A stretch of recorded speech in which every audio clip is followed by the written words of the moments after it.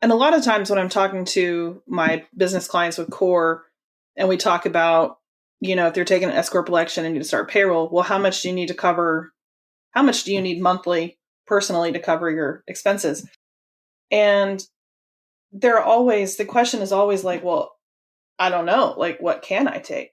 And then inevitably we come back around to the same, take it all. The same thing about people asking, well, can I just take money out of the business? Is it really my money? Is it the business? And we have that same conversation you just had all the time. So I think doing this financial coaching will educate these business owners more on not only the personal side of it, which is what we're aiming for, but also the business side of it. Hey, creative. Are you ready to discuss profits, the money, the ways to make it happen? The Profitable Creative Podcast is for you, the creative, how you define it. Videographers, photographers, entrepreneurs, marketing agencies, you get it. CEO of Core Group and author Christian Brim interviews industry experts, creative entrepreneurs, and professionals alike who strive to be creative and make money at the same time. Sound like you? Tune in now. It's time for profit. Welcome to another episode of The Profitable Creative, the only place on the interwebs where you will learn how to turn your passion into profit. Shout out to our one listener in Brandon, Vermont. Thank you, whoever you are. I am your host, Christian Brim. Joining me, Ms. DaRenda Hanson of the Core Group. DaRenda, welcome. Hello. I know that you have been avoiding this recording and tried to sabotage it in many different ways. But I am glad to have you on and hear what you have to say. Thank you. Mm-hmm. I would like to say that I'm glad to be here. Well, as I told Jeremy, you were voluntold. But there's a point to my madness, so stick with me. Okay, tell us who DaRenda is. I am a relationship manager with Core Group. I've been an accountant for, almost 20 years now. Ooh. I know, that makes me feel old. I'm married, have 2 children, 2 dogs. Living the dream. Dogs? What kind of dogs? A bulldog and a golden retriever. That's an interesting combination. Very much opposites. So what do you do in your fun time? I like to travel, but I also like to do home projects, like DIY projects. And that's my stress relief, actually. Yeah, it would be stress relief for me if it were destruction, demo. But I don't think trying to create something, do it myself, I usually end up just more frustrated than. That's the part I love. Putting it back together, I guess. Mm-hmm. Okay. Well, all right. I'll leave that there. How long have you been with Core? I've been with Core for 5 years. And what do you do for your clients?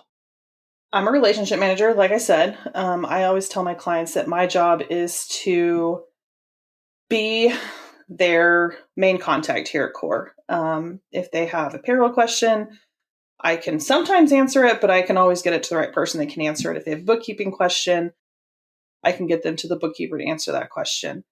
It's my job to educate them as much as they want to be educated on their financials. And some people want a lot of education and some people don't. A lot of the clients just want us to do it because that's our specialty and not theirs. And that's fine too.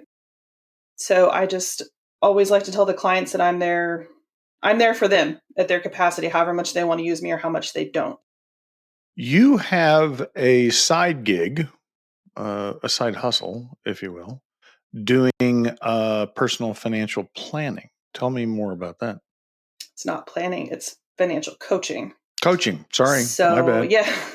So I take on clients, and my ideal clients are people who have enough money to cover their expenses. They just don't manage it well. And they've identified that they don't manage it well and they want to do something about it. So I take that and I kind of get down to the nitty gritty with them. And more times than not, it's opening up conversations between a married couple as to, like who does what or where their money's going, or because married couples a lot of times don't talk about finances at all. It's a very big tension point for them. So I act as a third neutral party to open up that conversation and find out where their finances are. Usually it's more educating one than the other, because usually there's one person that handles most of those finances. So it's, we look at their budgets, we create a budget they can live with. We help them set some goals and figure out how they can get from where they're at to reaching those goals. And then we can talk about other things too, like, do they have enough life insurance? What's their health insurance look like? Are they making the best financial decisions for their family and what they need? Well, what I heard in there is that you're a marriage counselor. Nope. No, you don't have to do any counseling? Nope, I'm not a counselor. So if they're at loggerheads and they're yelling at each other, you just disconnect. I will say you need to go find a counselor and then come back to me if you want my help. Yes, I see.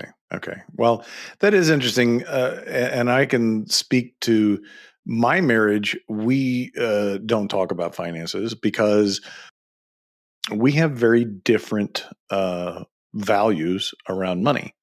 And I didn't realize that when I got married that we were that different, although the warning signs were there.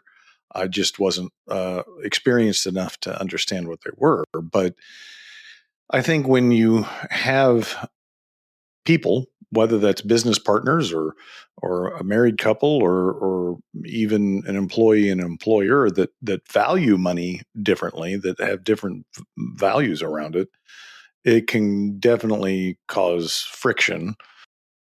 But I think because money is so ubiquitous, I mean, it touches pretty much everything in our lives, it becomes the lightning rod, if you will, that a lot of problems get sucked into. And a lot of times money isn't really the issue. It's just the issue that people present, the symptom that people present with, that there are underlying problems that just get stuck there.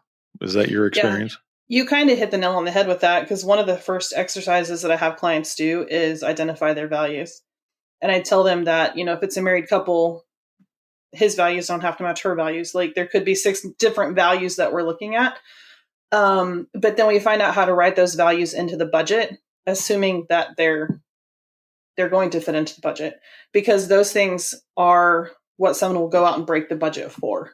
Like if someone values going to get pampered once a month or massages or whatever, those are the things that even if they don't have that money written into their budget, they'll go out and blow the budget to do it.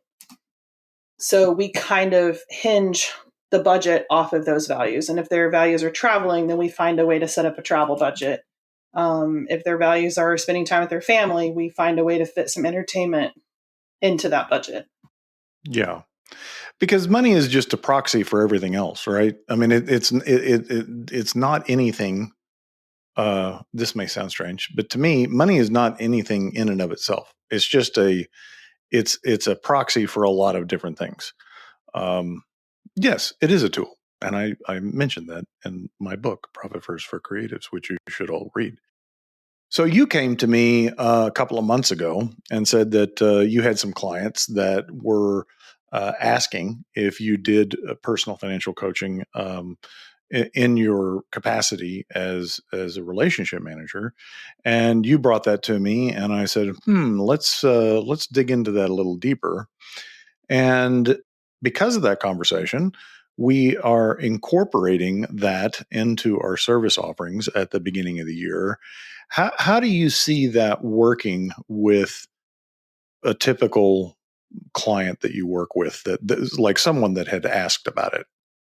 So right now, the clients that I work with on the core side, it's pretty much strictly their business finances that we look at, other than doing a personal tax return. And then on my coaching side, all that I'm looking at is their personal. So, but when you have a self-employed individual, those two have to marry somewhere. Like normally it's that a business owner sucking money from their business to cover their personal life, or they're not paying themselves from the business and they're living on beans and rice in their personal life when they could be paying themselves a salary or taking money out of the business, but they're just not quite sure how to do either one of those things or how they work back and forth. So what I see as that when we implement this, we will better be able to look at both sides of it and give them advice or teach them what they need to know in order to pull the correct, pay themselves out of the business reasonably to cover their personal expenses and know that their personal expenses are in an order, that they're not taking too much out of the business and not leaving money in the business to grow the business or do whatever they need to do to buy assets and, make that flourish. So I think it's more marrying the two so that they're comfortable and confident in the amount of money they're spending personally and what they're taking out of the business to cover those expenses. Yeah, I write about this in the book as well, that money habits and mindsets that you have individually when you start the business, those translate into the business. So you can't put on a different hat when you walk into the business and be somebody different, right? And so however you manage your money at home in your personal life is how you're going to manage it in the business. So I don't want to make it sound like someone's going to be very meticulous about their spending in their business and then just go hog wild and spend lavishly on the personal side, because that's probably not going to happen. But to the point you're making, that if you don't have your personal finances in line, it can really stress the business. I remember having a conversation with a guy, an entrepreneur, a few months ago, and he was trying to decide if he could take money out of his business. And this guy had been in business over 10 years and it was a profitable business, but he was really hung up on, like, should I take that money out of the business? Is it proper? And we kind of had this conversation around, like, well, do you need it in the business? Why are you feeling like you need to leave it in the business? And it really was kind of like this rainy day fund. Like, if things went to hell in a handbasket, he could keep his employees, on board. And I'm like, well, if the bottom fell out and your business was losing money, would you keep those employees? And he was like, well, no. And I'm like, then why are you keeping money for that? Right. But there was this, he had really kind of twisted himself into a pretzel trying to decide whether he could write himself a check. So I don't think it really matters what your value, your mindset around money is.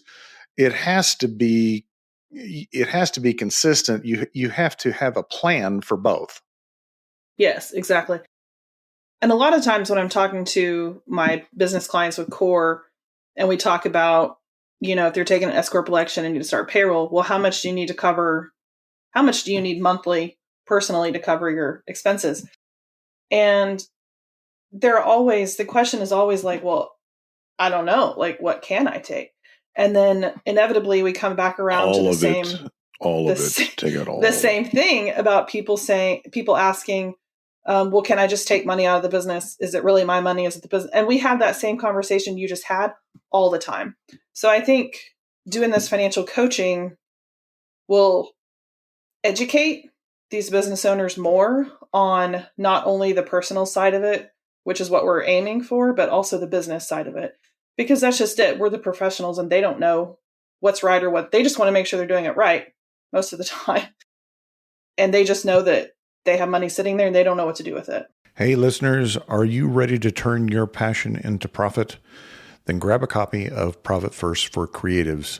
Click the link in the show notes to purchase a copy. And if you're not ready to make that full commitment, you can download a free copy of the first chapter. Check it out right now. Pay your accountant more. That's the answer.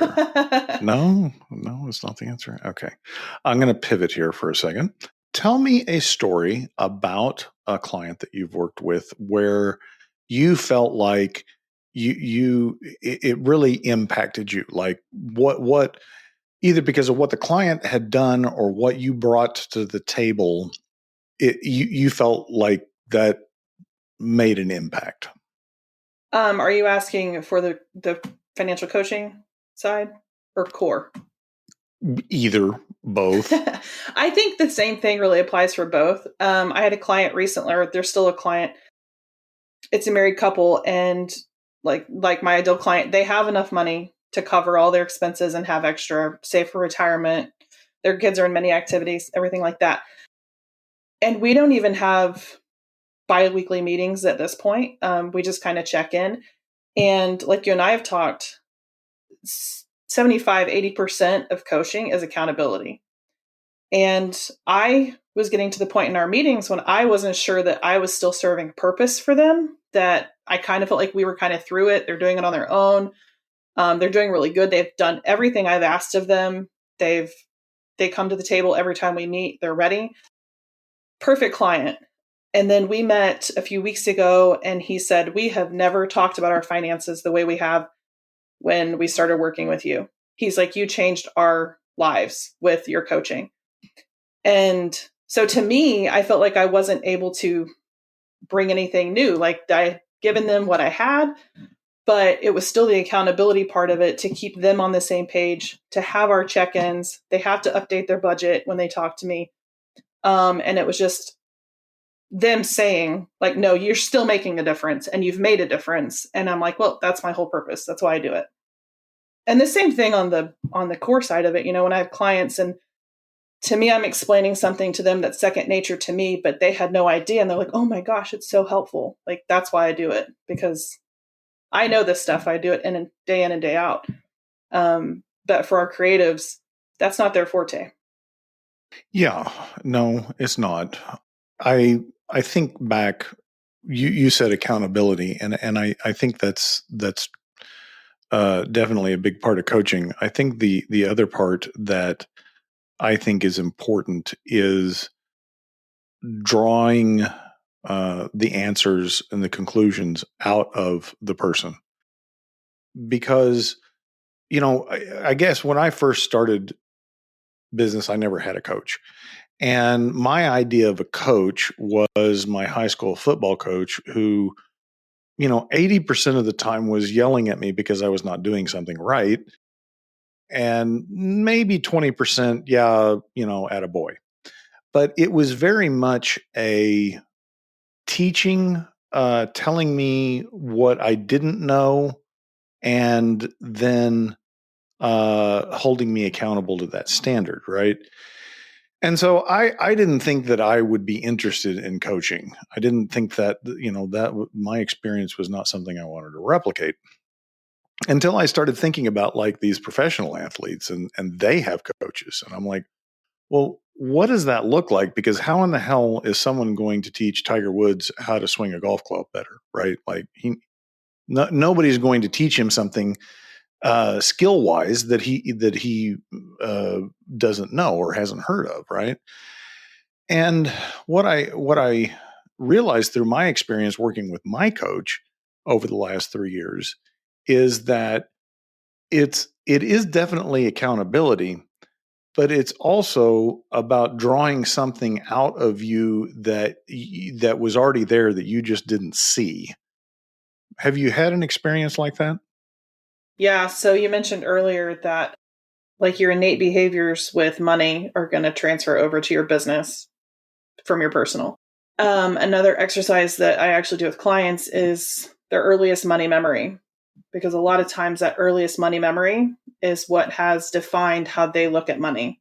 Or it may be, when they were growing up, all their parents did was argue about money. Their parents didn't teach them anything about money, which is what I hear a lot. And all of those things decipher how they spend their money now, whether it's personal or business. So I think, so we go through that exercise with clients, and it kind of is an epiphany as they even go through it as to why, like they're like, oh yeah, like I see it now. That's who I think about when I'm spending money, or the situation I think about, or whatever the case may be. And another thing is, just having them go through their bank statements and see where they've spent their money for the last 3 months. People do And that? Yes. Oh, okay. That alone, I've never done if they that. have a spending problem, that alone will open up some eyes. Define a spending problem. If they're spending more than they make. Okay. All right. That's or fine. if they're spending more than they want to in a category. Like sometimes people come to you and say, oh, I eat out way too much. I spend too much on groceries. And then you look at their spending and that's not really where the problem is. Mm-hmm.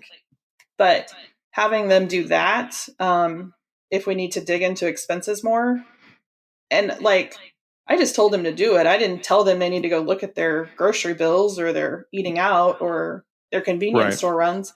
But doing that in itself, they draw conclusions on their own as to, oh, that's where it's going.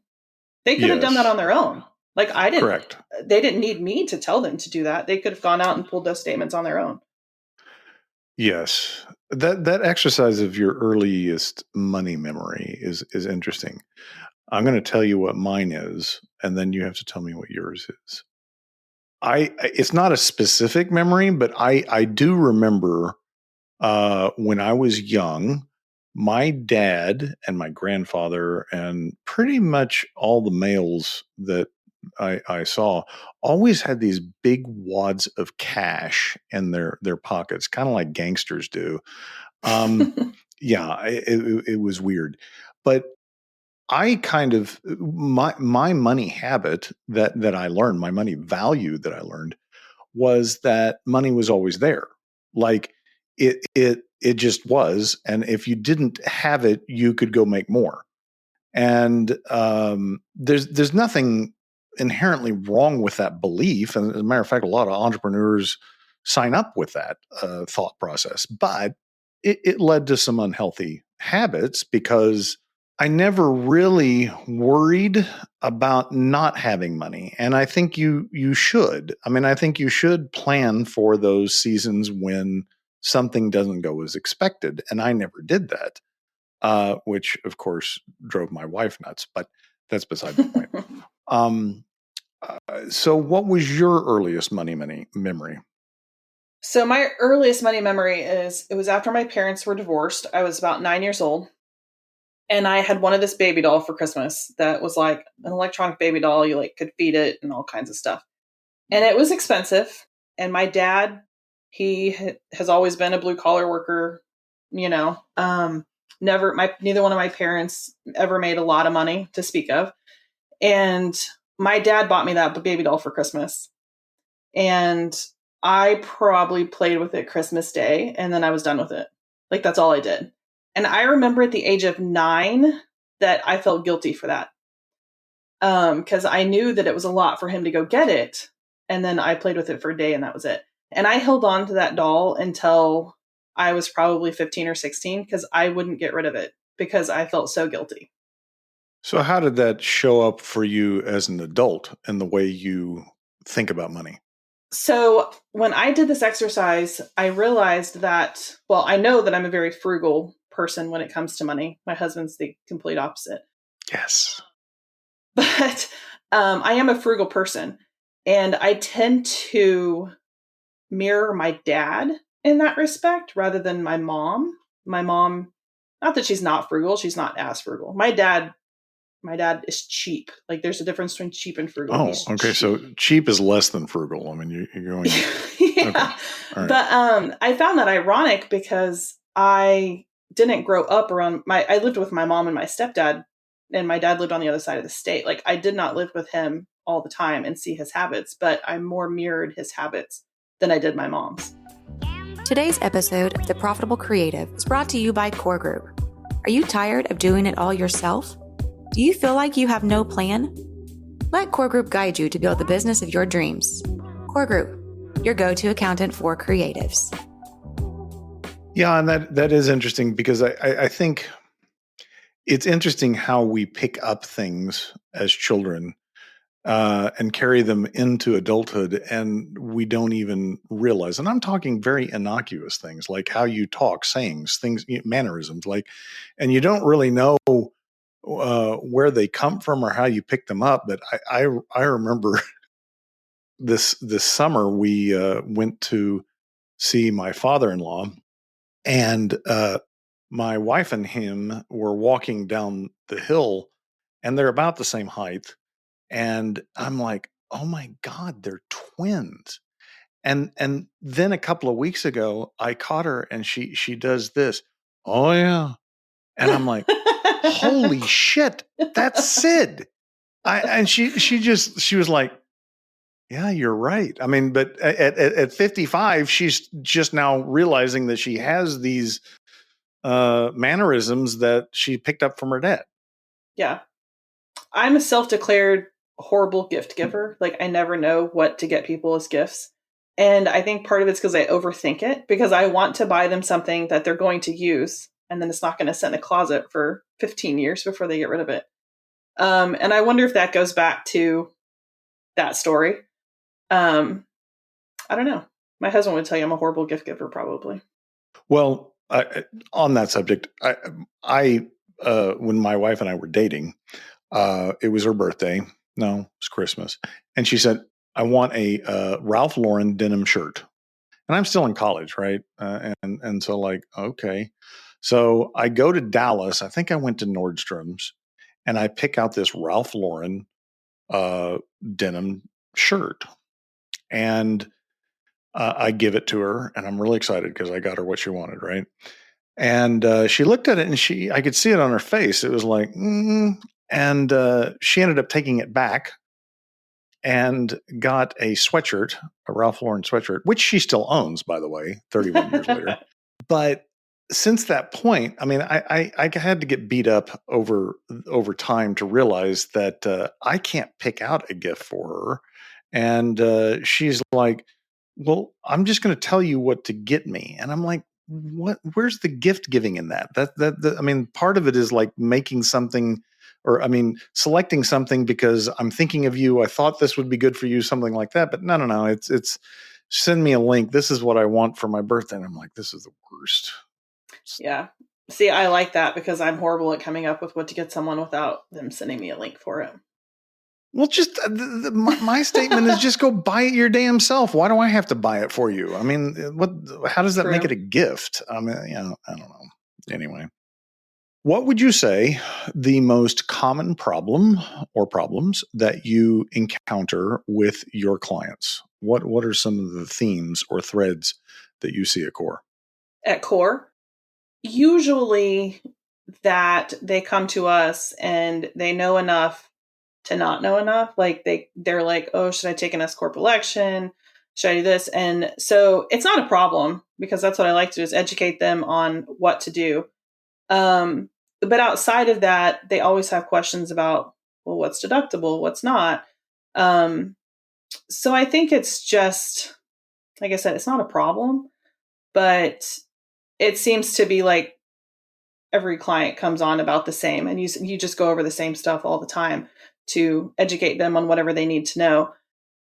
Well, let me ask you a question about that because that's interesting. Why can't they just Google that shit and get an answer? I mean, like what assuming I'll go ahead and stipulate that what they see on Google is correct. Why is it that they come to you anyway? I mean, you can Google anything, right? Like I always say, it's not that the information you need isn't out there. It's that you need it all in one place and someone to explain it to you the way that you can understand it. And I think that that's what it is with clients, is they can Google this shit all day, but if they don't understand what it's telling them, then it's useless. And I think having a professional to come down to your level and explain it to you and assure you that, yes, you're doing the correct thing, or no, I wouldn't do that, then that's worth a lot, that you're confident in the decision that someone's telling you. Now, on the flip side, I guess this would be the problem that I didn't come up with a while ago. A lot of people nowadays are getting information from TikTok or YouTube, and it's not necessarily good information. And then they come to us and ask us our opinion, and we will tell them our professional opinion, and then they disagree with it. That would be the biggest problem I have. Do you think doctors have this same problem? Like, where people are going to WebMD and coming in and diagnosing, hey, doc, I actually have colon cancer and I need you to fix it. Oh, definitely. I don't know. It's the same situation, just it's not your health, it's your business. Yes. We had an interesting conversation a few weeks ago about how people pay you for professional advice and then don't follow it. Mm-hmm. And I said, it's kind of like going to the doctor and they tell you to do something and you don't do it. And I said, who does that? And you said, oh, me all the time. Right. So, talk about that for a minute, because I think it's an interesting dynamic of like, why would you pay someone for a professional opinion to tell you what to do with your money and then ignore their advice? Why do you think that is? A, you don't trust them. Or B, you've gotten information elsewhere that makes you think that there might be a better way to do it. And I would say that I'm always open to listen to what they have to say. Like, I'll go research something to the nth degree. That's my downfall. But I'll go research something to the nth degree to see if it fits in their scenario. A lot of the times with tax laws, people tend to read what they want to read out of it and not the exceptions or something like that. So I would say that's, in this case, why you would want to hire a professional to either agree or disagree with your findings. Yeah, I mean, I guess, and this would apply to physicians as well.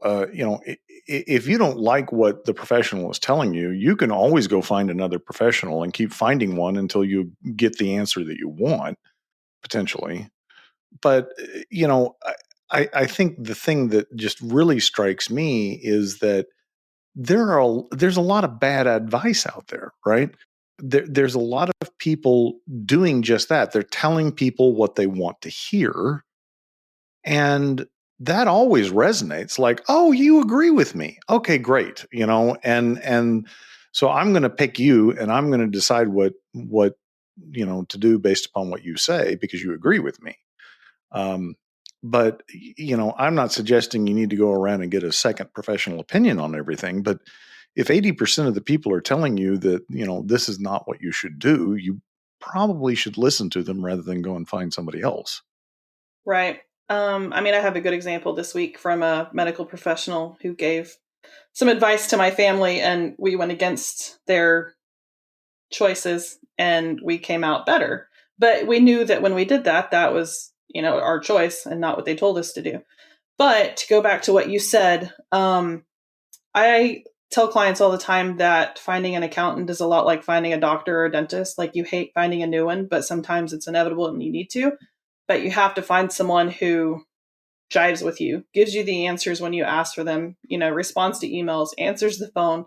Because so many of them out there, you only talk to once a year to produce a tax return. And that's just not what we do here at Core. But I guess that's just to say that finding a new accountant can be as painful as finding a new doctor or dentist sometimes. And you don't ever know that they're giving you maybe all the advice you want to hear, but we're giving you the best advice that we see as professionally relevant to you. Yeah, I mean, that's the reality. When you hire a professional for whatever reason, you really don't know the quality of their advice, right? So if I ask a doctor, these are my symptoms, what do you think? And she says, XYZ, how do I know whether she's telling me the right answer or not? I have to your point, you have to trust her. And I think that trust is built upon the communication. I use the example of a physician all the time because if you went to the physician and you didn't tell them your symptoms, they just had to, go by the blood work or the x-rays, the imaging, and you didn't say anything, they're going to give you an incomplete and possibly bad diagnosis, right? There is a responsibility on you as the patient to communicate, your situation. And I think probably because accountants don't tend to be very chatty, that those conversations don't happen with accountants. And if we don't know what's going on in your life, your business, your head, we can't give you the best answer possible. What do you say to that? I tell my clients that all the time in our quarterly conversations that we have. Like the conversations are not just to go over their financials or their tax return or talk about tax season coming up or whatever. It's to talk to them about what's going on in life, like what's going to affect your tax return or what's going to affect your business coming up this year. What are you looking forward to or what's going on in the business? And I am a self-defined, not a people person, but I enjoy those quarterly conversations with clients more than they do probably. But I like it because it's not just talking about numbers. It kind of gets me out of my number crunching and tax return element for a little bit and, talks about what they're excited about the business and what they're looking forward to and where they're trying to get it. And in knowing those things allows me to better help them with my advice. DaRenda, I very much appreciate your time today, even though it was non-consensual. I still appreciate it. I appreciate your experience share and your thoughts. Listeners, if you like what you hear, please rate the podcast, subscribe to the podcast, share the podcast. If you don't like what you hear, you don't like DaRenda, and you don't like Christian, shoot us a message and tell us what you'd like to hear next time. Until then, ta-ta for now. And that's a wrap for today's episode of The Profitable Creative. Until next time, you money lovers. And don't forget, Profit First for Creatives is live via Amazon. Link below.